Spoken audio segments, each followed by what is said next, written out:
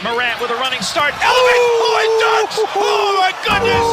Tie game in overtime. Gasol will turn his heat. It's gone. Memphis on top. 7-10 remaining. Conley now with three. Count it. A 15-point lead for Memphis. And Blake Griffin gets into it on the floor with Randolph. Hard to tell if there are any punches being thrown under there, but Griffin took acceptance. Adams going long. Morant. He hit it. John Morant. Insanity.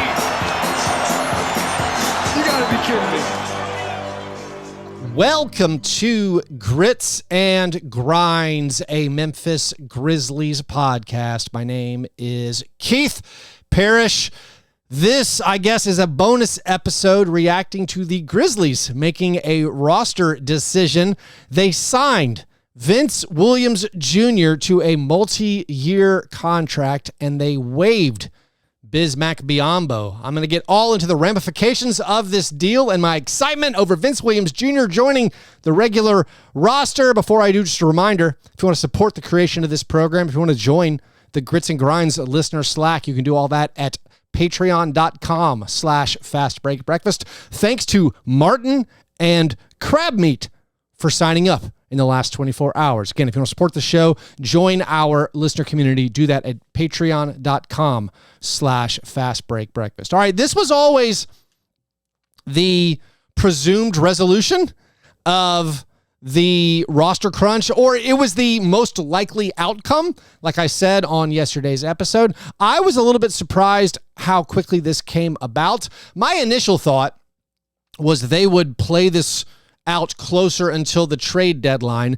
They would get closer until the point where Vince Williams Jr. was running out of games. They would take it nearer to the trade deadline to keep Bismack Biyombo's salary on the books. So if they needed to or wanted to, they could use that salary as matching salary in any kind of trade. I think a lot of us nerds, when the Grizzlies gave Bismack Biyombo $5 million, we were like, hey, that's a lot. Perhaps, just perhaps, they're doing that so they have a trade chip. Not that Bismack was the trade chip. It was just about his contract. And under the new CBA, that $5 million contract of Bismack's, you could use that to match a salary that is a little bit more than $10 million.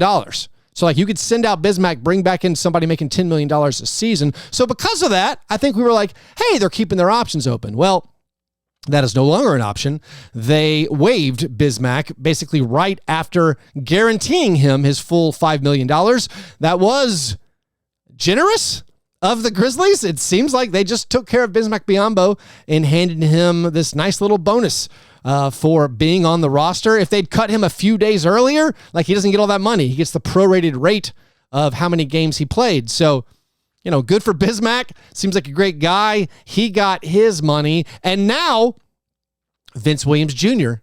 gets a little bit of money. This contract for Vince Williams Jr. seems like an unbelievable bargain for the Grizzlies. The reported numbers are 3 years, $7.9 million guaranteed. That is essentially, I mean, that's very close to the minimum. To get the production that Vince Williams Jr. has been giving you at close to the minimum for the next 3 years is amazing. Like if Vince Williams Jr. doesn't get any better, that seems like a great value contract to me. The team option in the last year of this deal, so it says there's a team option for a fourth year. I was briefly confused by this. This year is year one. So they've guaranteed his contract, and then after this year, there's 2 more years guaranteed, and then a third season, which is the team option, which again, that's an amazing value deal for the production you've been getting from Vince Williams Jr. I mean, congratulations on Vince Williams Jr. locking up this money, locking up, $8 million nearly guaranteed. Like that's huge, life-changing stuff. However, and this is easy for me to say, I feel like I wouldn't have taken this deal if I were Vince Williams Jr., or if I was Vince Williams Jr.'s agent. At the very least, I feel like that last year should be a player option. I mean, this has the opportunity to be like an all-time value contract. If Vince gets better and becomes like your starting 3 to get that like 2 years from now for peanuts, I don't know. He might end up being extremely underpaid. But I understand it. Like, they said, hey, we'll give you $7.9 million guaranteed, or you can play it out. Like, what happens if you get hurt? What happens if in free agency, no other team makes you a really big offer? Like, he went ahead and guaranteed himself making this life-changing money. I get it. It also seems like it's extremely team-friendly. Like, this is the guy who was the 47th pick in the 2022 draft. Now, the Grizzlies' 2022 draft and draft night, mostly bad. I mean, you traded up to get Jake LaRavia. Hasn't panned out so far. You traded DeAnthony Melton for David Roddy. That doesn't look great so far. You drafted Kennedy Chandler. He's already been waived. And those things, plus bringing in Kenneth Lofton Jr. as an undrafted rookie that night, they already had to waive him for roster spots. Overall, it's kind of a bunch of misses. But, you know, if you get one hit, I guess it all works out. I mean, that's the idea. That's the whole idea of basically drafting. You throw all these darts at the dartboard and you hope one hits. And it looks like Vince Williams Jr. has been a hit. So far this year, he's averaging 5 points and 5 rebounds per game. Those are very modest numbers. But since he joined the rotation, I'm saying the Jazz game on November 29th was the first time where he really like joined the rotation for real. Since then, he's been averaging 7.3 points per game, a team best 6.6 rebounds per game, also 2.2 assists per game, 0.7 steals, 0.6 blocks. He's been 5th on the team in minutes per game since then at 27 minutes per game. He, in that time, has become 1st on the team in on-off net rating swing. The Grizzlies are 12.7 points per 100 possessions better when Vince Williams Jr. is on the court. And if you've just watched these games, you've seen the huge impact he's made, and you've seen the fact that he has guarded the other team's best player basically every night. We've seen him checking Luka Doncic and Kyrie Irving and Devin Booker and Kevin Durant and LeBron James and CJ McCollum and Paul George and Jamal Murray. He has been tasked with slowing down the other team's best player. He's done, I feel like, an admirable job. And meanwhile, he also provides this defensive boost. He provides a little bit of dribbling. He's a pretty good passer. And then the rebounding has been a huge positive impact for the Grizzlies. Since he joined the rotation on November 29th, the Grizzlies are 11-10. 11-10. 9 of those games, you had Ja Morant playing. Several of those games, you had Marcus Smart. But most of those games, you're extremely shorthanded. And the Grizzlies are actually above 500 since Vince Williams Jr. joined the rotation. And over that time frame, they have the 4th best defensive rating in the NBA. So I think Vince Williams Jr. deserves some credit for all of that. Maybe the timing of this deal, going ahead and getting it done, was because the team was thinking, what if Vince Williams Jr. keeps having these huge impact games? Is the price going to be too much for us? Is his agent and him going to be like, you know what? We are pretty confident that we can take this into restricted free agency and do much better in the offseason. I mean, the Grizzlies basically gave him everything they could. So the Grizzlies had some of their mid-level exception left over. After giving Bismack his nice little gift, they, to my understanding, essentially gave Vince Williams Jr. all of it. So the Grizzlies, in their negotiating, probably said something like, hey, this is the most we can pay you right now, which is a true statement. Conspiracy theory, what if, or do you think they would have possibly overpaid Bismack for this express purpose, for negotiating leverage to say, hey, Vince, this is all we can give you.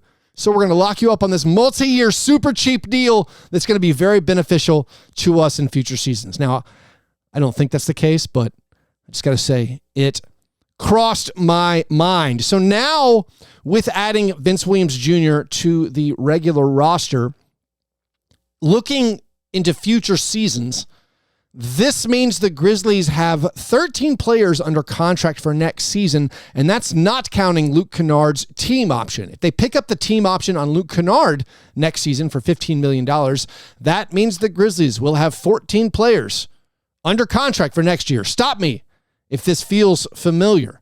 They will have Ja Morant, Desmond Bane, Jaren Jackson Jr., Marcus Smart, Luke Kennard, Steven Adams, Brandon Clark, Santi Aldama, Zaire Williams, Vince Williams, John Conchar, David Roddy, Jake LaRavia, and Derrick Rose. That also doesn't include G.G. Jackson. That doesn't include free agent to be Xavier Tillman. Now we can assume, all right, Xavier Tillman probably moving on. I think most Grizzlies fans are already counting G.G. Jackson as being on the team. If G.G. Jackson is on the team, if Luke Kennard's on the team, that's your 15 guaranteed contracts for next year. Now, of course, the Grizzlies could still make a trade before the trade deadline. They could still make a consolidation trade. I do have the feeling, and this is not sourced, this is just my opinion, my reaction to the Grizzlies going ahead and waiving Bismack Biyombo, getting his salary off the books, going ahead and adding Vince Williams Jr. to the regular roster. To me, that makes it seem like we are less likely to do any kind of trade this year. None of this, the team giving up on Jake LaRavia or moving Luke Kennard, for a big or a different wing with size. To me, this removes the pressure of having to do something. They already relieved that by waiving Bismack and giving Vince his contract. Now, if something appears that you really like, you can make a deal. If it doesn't, well, then nothing's going to happen. And it seems like the option of doing nothing is always more likely than them going out and doing something. But the overall impression of this, just an unbelievably team-friendly deal for the Grizzlies. You lock up Vince Williams Jr. for a lot of seasons, and this is definitely going to help the Grizzlies for not just this year. I mean, he can now play all the rest of the games. He could theoretically play in the play-in if the Grizzlies somehow get into the play-in this season. But of course, next year and in the season after that, having this connective piece to play alongside Ja and Desmond and Jaren and to be so cheap on your salary sheet is a big win for the Grizzlies. And let's just remember some of Vince's best moments already this season. I mean, we're only a few games in. We're basically 20-something games into the Vince Williams Jr. era. Some of his best moments, you had his breakout game against the Mavericks back on December 1st. He had 15 points, 9 rebounds, 3 assists, 2 blocks. Was an absolute terror to the Mavericks in this game as the Grizzlies won on the road. Then there was the following Mavericks game. The Grizzlies lost, but Vince got into it with Luka Doncic. Vince had 10 points, 9 rebounds, and an assist, and definitely got under the skin of Luka. Luka complimented his defense after the game. He had this game against the Rockets with 11 points, 8 rebounds, 3 assists, 2 steals, and a block. Then there was the Pelicans game where Ja Morant made his debut. This was the Marcus Smart huge game. Vince had moved to the bench, but coming off the bench, he had a huge impact on this game. He delivered 6 points, 8 rebounds, 3 assists, 3 blocks, and a steal. Made numerous huge fourth quarter hustle plays to assist in the Grizzlies' comeback. There was the recent game against the Suns, the victory 2 games ago, where Vince had his season high, his career high 19 points, also contributed 9 rebounds, an assist, and 2 steals. And then the most recent game, he had a career high 6 assists, tied his career high with 3 steals, had 6 points and 6 rebounds, helping the Grizzlies get that road win over the Mavericks. The Grizzlies have won, again, 4 of the last 5 games that Vince Williams Jr. has started. They've won. In the games that he has played, reminder, when he's been in the regular rotation, I would say even when he's played more minutes, when he's played over 20 minutes, the Grizzlies are 10-7. When he's been in the rotation, they're 11-10. So he has made a lot of positive contributions to this team so far. And a couple more notes. This guaranteed money that he got is reportedly the most guaranteed money ever given to a player coming off of a 2-way contract. Now, of course, the Grizzlies have an open 2-way spot. So with that, Adrian Wojnarowski said they would probably be looking to add a big. I don't know hardly anything about G League bigs, but the Grizzlies, have this now to a spot where they can add another player, and it seems like they will need some kind of help in the front court. Also, of course, they need help in the backcourt to dribble the basketball and all that. And finally, here's a little bit of trivia or something I found amusing. I'm going to call this the most important thing about the Grizzlies signing Vince Williams Jr. In the press release, the Grizzlies have added 2 inches of height to Vince Williams Jr. He's been listed as 6'4" on NBA.com. He's listed as 6'4" on Basketball Reference. The Grizzlies media guide had him at 6'4". This press release says Vince Williams Jr. is 6'6". Congrats, Vince, on securing the bag and the extra 2 inches of height. Anyways, I'm super fired up. Of course, I love Vince Williams Jr., as you guys all know. Excited to have him on the regular roster. And Bismack, thanks for all of your contributions and helping salvage some parts of this season. Anyways, thanks all of you for listening to this show. If you want to support the creation of these shows and get bonus content and join the listener Slack, we'll do that at patreon.com/fastbreakbreakfast. All right, you guys have a good one. I'll talk to you soon. Go Grizz.